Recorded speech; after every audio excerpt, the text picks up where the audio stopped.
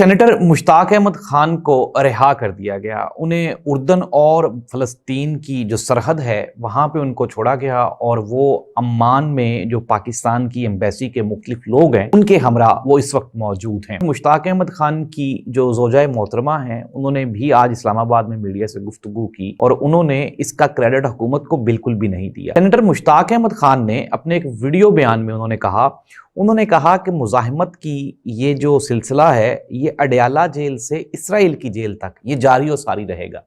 انہوں نے اڈیالہ جیل کا نام اس لیے لیا، آپ کو یاد ہوگا کہ سینیٹر مشتاق احمد خان جب احتجاج کر رہے تھے اسلام آباد میں، تو اسلام آباد میں جو ہماری موجودہ حکومت ہے نہ صرف انہوں نے ان کو ذلیل و خوار کیا وہاں پہ، اور ہم نے ان کی کچھ ویڈیوز بھی دیکھیں کس طرح دھکے مار کے ان کو گاڑی میں بٹھایا گیا، گرفتار کیا گیا، پھر ان کو اڈیالہ جیل میں رکھا گیا،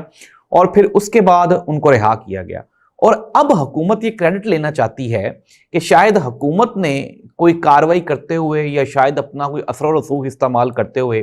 تو ان کی رہائی کے لیے کوئی بندوبست، یو این او کے چارٹر کے مطابق ان کو اپنی کسٹڈی میں رکھا ہی نہیں جا سکتا، ان کو رہا کرنا ہی پڑتا ہے۔ اور اسرائیل کو اس چیز کا بخوبی اندازہ ہے کہ چاہے سینیٹر مشتاق احمد ہوں، وہ ایک گریٹا تھنبرگ ہیں، وہ بھی ایک اس طرح کی سوشلسٹ ہیں، ان کو اسرائیل اپنی قید میں نہیں رکھ سکتا تھا، ان کو بالآخر رہا کرنا ہی پڑنا تھا، اور ان کو انہوں نے رہا کر دیا۔